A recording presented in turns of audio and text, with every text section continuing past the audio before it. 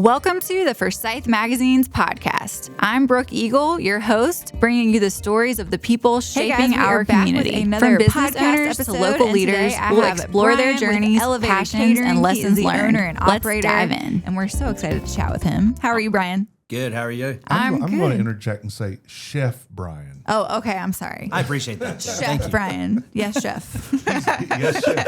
Yes, Jeff. Yes, Jeff. I love it. I love it. Well, Brian, you have created quite a company, and I want to just start from the beginning. I want to hear your story for how Elevated Catering came to be. Yeah, so I've got, I guess, a unique story in it. Elevated came from the word of, God elevated me in prison. My journey started in prison 8 years, and it was quite a journey. And to find myself and get better and get sober.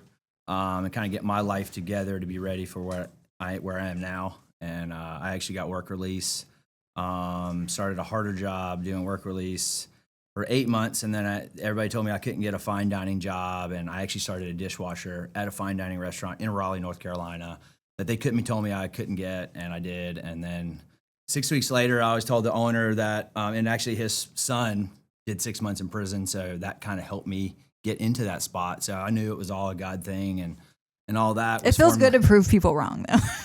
Every day. Yeah. This company is built on that. Yeah. Honestly. We keep elevating as people put us down. I love that. Fun. We love that. Motivates us. It's been my story the whole time. So, and then I got in there and I told the guy that I would be waiting to get on the line. And as soon as I did, he would never look back. I would never look back. And, 6 weeks later, somebody didn't show up on a Friday night. I'd been memorizing the menu and all that and was waiting for my shot. And he said, "Hey, man, do you think you're ready? Do you think you can do it?" And I said, "Absolutely, man." Jumped online, never looked back. And wow. Then, the last year there, I ended up getting elevated to the sous chef position. And I was actually opening the restaurant 3 days a week from prison.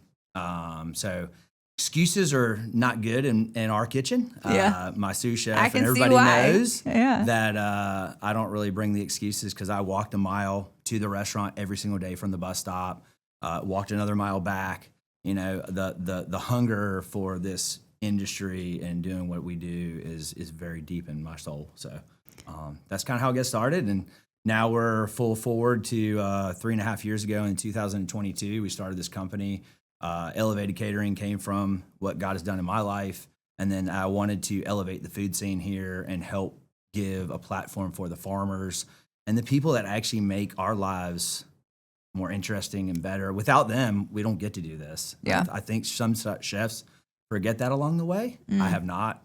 And we built that around the farmers and just being a farm to table kind of situation, the fine dining caterer in town. We want to do all the experiences and touches and all that. And then we also launched Elevated Supper Clubs with that as well. All off work release money from prison. Wow. So have you always enjoyed cooking? Always. Yeah. So I grew up in a big Sicilian family, New Yorkers. I always say I'm a Southern boy raised by Northerners, and I don't like biscuits. I never really ate grits until I went to prison. Oh my gosh! And I'm an English muffin guy. I do ketchup on my eggs. I think that's I like ketchup on my eggs. It's awesome. So I sent my son a picture of because when I went to Pittsburgh, I went to the Heinz Museum, right? Yeah. As one does. I have a T-shirt that says "I put ketchup on my ketchup." Yep. And he sent that to Brian. He says, "This shirt is certainly for Brian." Yeah. He says, and he was spot on, Tim. He said he will literally put ketchup. Do you on like? ketchup.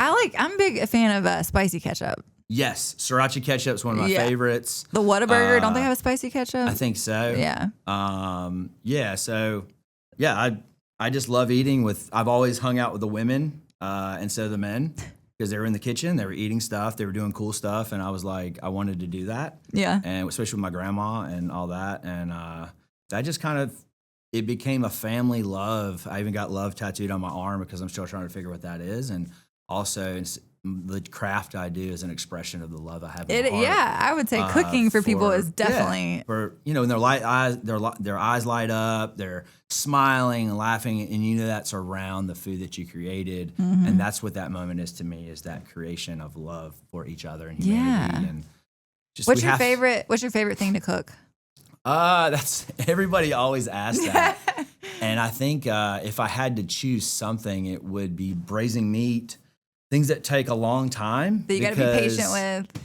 Yeah. You either nail it or you don't with those things. So it's like you're taking a huge risk, but also just seeing the finished product. And when you nail it, you know you nailed it. Yeah. Yeah. My brother is big into cooking. He has this little Instagram food blog. He's in Raleigh. Oh, cool. And it's so fun to watch him do all the cooking. Because my parents, neither one of them really cook, so I'm not sure where he got it from. But it's somewhere deep there's in an the art. family. There's an art to it. I didn't get the skill either, but although I will say cooking is an art that I think some people may have a little more natural ability, but it definitely can be learned. Agreed. If you do it enough, you can get good at it. Yep. I think I was just naturally good at it. Yeah. And then I just, developed that craft. I have great mentors still to this day in Raleigh. And that's key. Yes, very much so. You gotta. If you're doing anything and you want to do it at a high level, I always suggest have a mentor, someone better than you, someone that knows more than you, someone that's not going to pat you on the back all the time. They're going to tell you what you need to hear, not what you want to hear. Yep. I'm big on growth. I always say the 1%. Either we need to get 1% better than yesterday, or we need to grow more than 1% today. Yeah. Than what we did yesterday. We say that in CrossFit all the time. 1% better. Oh, 100%. Yeah.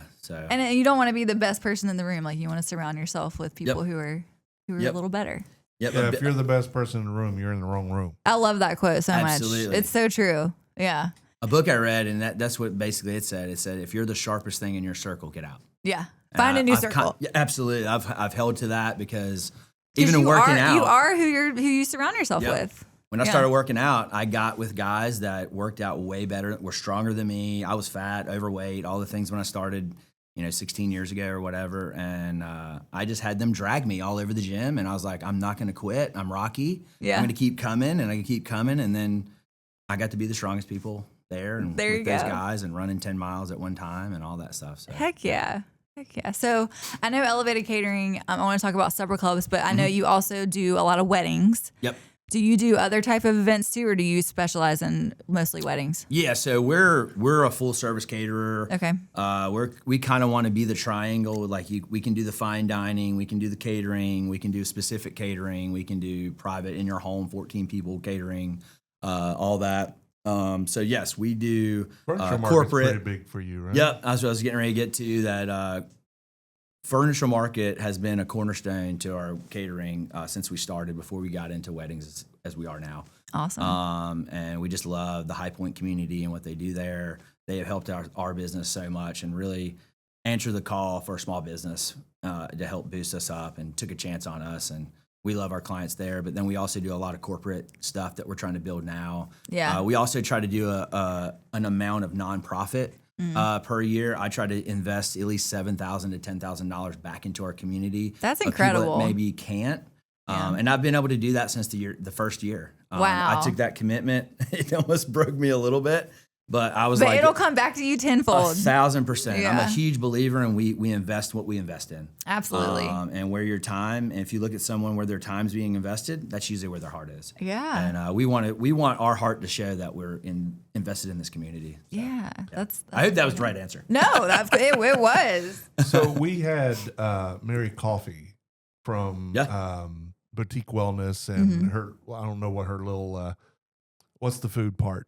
I don't think they're doing the food part anymore. Okay, but I'd asked if she's good friends of ours. I said, do you do much with catering? I was shilling for you, man. Yeah. And she goes, yeah, we do Elevated Catering. Have you heard of them? I said, in fact, I have. Yeah. I've known about them since before they were. 100%. That's awesome. 100%. And Christy Spencer was another that. Yep, Robert Hall. Oh, yeah. We love their space, man. Yeah. They have a great space. They really do, man. I really hope that more people find out about them because they're well deserving because they do a great job there. They're very accommodating, not only to the client, but also to the vendors that come in. Which is so important and overlooked sometimes. So very much. So we're all working together. Yeah. Yeah. And note that, everybody. There's a lot of adrenaline. Like it's always interesting to me. I used to be more involved with the wedding industry back in the day. And it's people either, swim or sink in that situation. Yes. We got a lot of paddlers. Yeah. It's interesting to watch, but you obviously must thrive off the adrenaline adrenaline of a big event. Yes. To be in the line of work you're in. Yeah, I love, that's actually what got me into it. I started off at McDonald's just as a teenager trying to get his license and insurance and pay gas and get to move around town and all that. And had a guy, is actually named Norb Cooper. He actually owned Willow's and good friend of our family and all that. He took a shot on a 15-year-old, and thanks Norb, and and the rest is kind of history from there. I just love the energy. I got in the kitchen one time. I mean, it was just fast food, burgers, whatever, but I loved the energy of it. And it was almost like I saw the dance. It was like ballerina dance going on in the kitchen. And I always call it control chaos. Yeah, you know, it is. Yeah, and, if you're doing it strategically, and I just fell in love, and the rest is kind of history. 30 years ago. I love that. So, what is an event that comes to mind that's been like your favorite event that you've catered? So, I'm sure there's a lot, but yeah, there is. But I would say two. One was smaller and more intimate, close to my heart, and that was the Valentine's Day Supper Club that we just did on the 13th and sold it out, and just got to see the community respond to what we always knew was there. Yeah. And then get to see that actually happen and unfold. And we did that at the Edison, which is connected. Katie Goins owns that and her husband from Barnola. Is it connected to Barnola? It is. Oh, you kind of walk through the little hallway there and all that. And so our goal was to kind of partner with somebody there and do that. And then to see their space thrive off of the dinner. Yeah. And she already had some people come through a book club and all that and come get some drinks based off the drink that they had at the supper club. So it was cool to see that happen. And that's what my goal has always been, to not only boost us up, but to boost everyone up in the room. Yeah.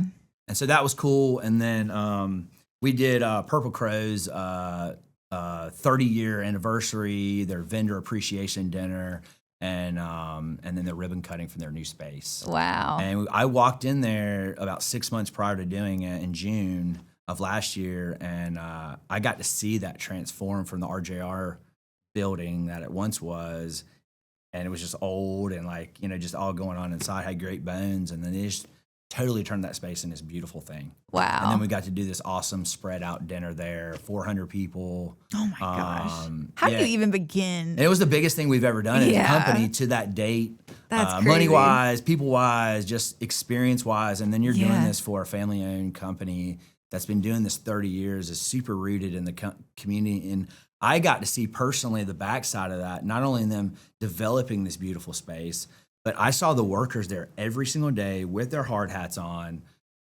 boots laced up. The one guy, owner, I hope he doesn't mind me saying this, but he drives a Porsche, beautiful car.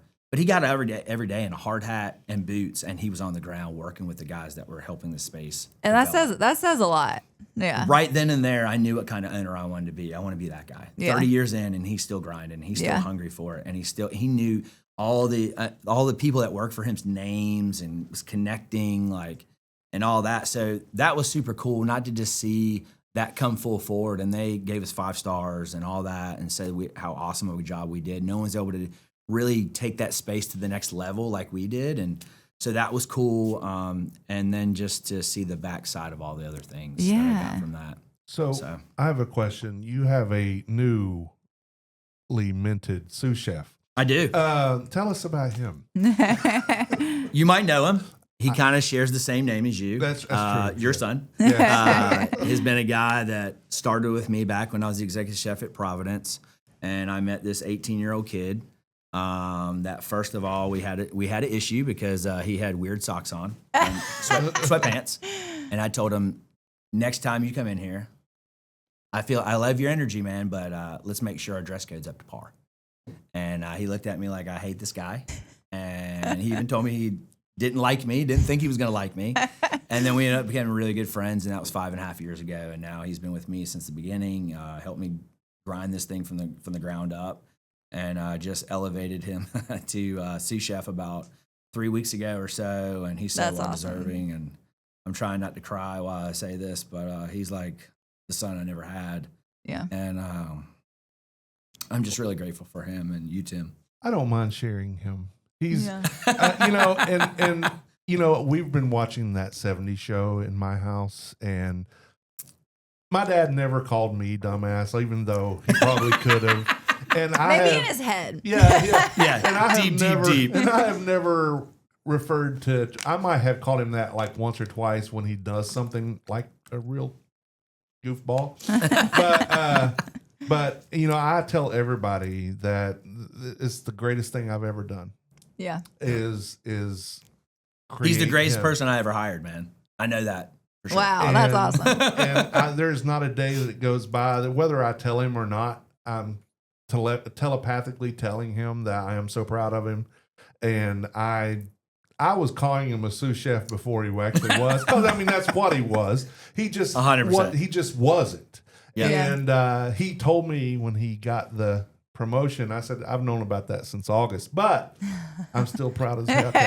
So, Absolutely. Oh, that's awesome. Yeah. So I didn't realize you were at Providence. I Yep. love Jeff Bacon, man. He's yeah. great dude. He very much is so. I mean, he's a lot of the reason why I even have a deeper love for the community and all that, just to see his passion for the community and what they do there at Harvest Food Bank and all that. Oh, yeah. It's pretty amazing. And hopefully one day we can have a little cornerstone and help with that as well, and just provide. Well, it sounds like you already are service. with the amount of money that you're putting back to the community each year. That's very try, man. honorable. Yeah. So I know you had a supper club recently. Mm-hmm. How often are these supper clubs going to happen?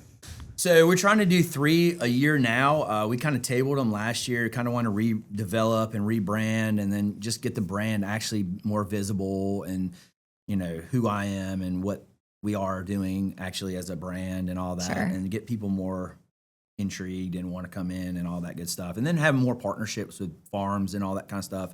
And I feel like the time was right. So we did the Valentine's Day experience, was something I always wanted to do. Because The pictures I saw on social media, it looked so good. Oh man. I had FOMO. I got to give a shout out to my wife for she did all the pretty stuff. Yeah. Everything that was pretty about it and beautiful. I always say that's my wife. That's not me. I just make pretty food. That's about it. But yeah, she did all that. But you need both. It's important. She's the unsung hero, man. In Yeah. our house, she does all the stuff that makes it go behind the scenes that she doesn't get credit for. So I'm giving her credit now. Hopefully she hears this. Yeah, so we're going to do one on 420 as well. We did one 2 years ago with Celestial Wellness. We're actually going to talk this afternoon about that. And that's going to be at the Kettle, right across the street from the kitchen. Where's that? Kernersville. Oh, in Kernersville. And, Okay, gotcha. Yep. Brewer's Kettle, but they call it the Kettle there. Okay. And they have availability to do that. So we're going to do that. That's going to be infused with THC.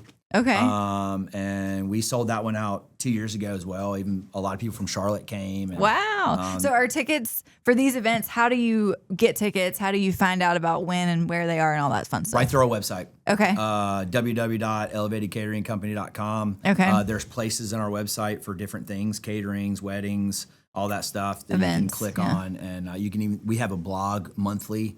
Cool. You can sign up for free right now for the Elevated Supper Clubs. There's no cost at all to to sign like get up. alerts for. And then you get alerts. You get 7 days before the tickets go on sale to anyone. So you can go ahead and get your pre-sale on. And all that I'm going to take note of that. I'm about to do that. You get inside stuff before it happens. And just we send out a monthly blog every month of kind of what we're doing, what we're getting involved in, and all that kind of stuff. Keep you up abreast of what we're doing. Yeah. And then we're going to do another one back at the Edison in September. We haven't set a date for that yet.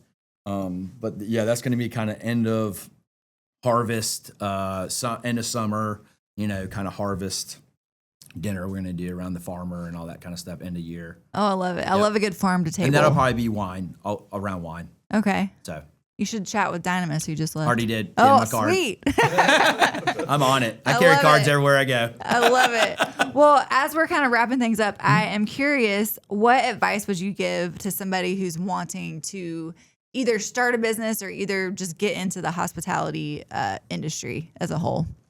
Make sure you absolutely love it. Yeah. Because I feel like if you don't absolutely love it, the days you're not loving it that day, you will not handle your business with care. You won't handle your client with care. You got to really love this thing past your feelings, because some days it's not a feeling at all. It's an action. Like they always say, like love is not a feeling, it's an action. That is very true, especially in business, because some days will just grind you up. And if you're not ready for that, you won't keep going, and you won't have a smile on your face, and your clients will know it. And the event that you're at will know it. I always say, whatever drama you bring in the kitchen today, it'll be there when you get there. Leave it there, and let's move on. Yeah. Yeah, because, I mean, that's a direct representation of you and your company, and people can feel that. Yep. Especially on a wedding. I mean, you don't show up to someone's best day of the year, and you've got a sad day going on. Yeah. Like, that's not how it happens. It shouldn't happen that way. Be sad again when you leave. Yeah. Go enjoy that energy and then go be sad later. Yeah. You know what I mean? It'll wait on you. I think that's like growth as an adult, is being able to do that. Especially with kids, man. Yeah. Especially with kids. Yeah. Well, Brian, it was so much fun. I've heard so much about you, and we've chatted on the phone, but this is the first time I think we met in real life. It is. Yeah. Thank you. It was great meeting you as well. How do we follow you on social media? So we got a couple platforms. We got Elevated Catering Company on Instagram. We also got Elevated Supper Clubs WS on Instagram. We're trying to build that platform, so we would love to give us a follow and see what we're doing there and all that. And then I'm Chef Brian DePaulis, just my personal page. And if we want to get the heads up for supper clubs, we sign up for that on your website? Yep. Okay. www.elevatedcateringcompany.com. Cool. Well, I'm doing that. Elevated_catering_company and Elevated Supper Club _WS. Yep. You hear that, Amy? Yep. Yeah. Yes. She writes my show notes. Yeah. Well, Brian, thank you so much. I hope to be at your next supper club, because that sounds like a blast. I hated to miss the one in February. Awesome. We would love to have you. I would love to be at one of his supper clubs. Well, let's do it. You can be my date. Excellent. I think you got the inside scoop. I love it. And as always, you can find Forsyth Mags on Instagram at Forsyth Mags and online at forsythmags.com. And that's it. That's a wrap for today. Thanks, y'all. The views and opinions stated on this podcast are solely those of the contributors and not necessarily those of our distributors or hosting companies. This podcast is copyrighted and cannot be reproduced without expressed written consent of Forsyth Magazines Incorporated. Ooh, that's a mouthful.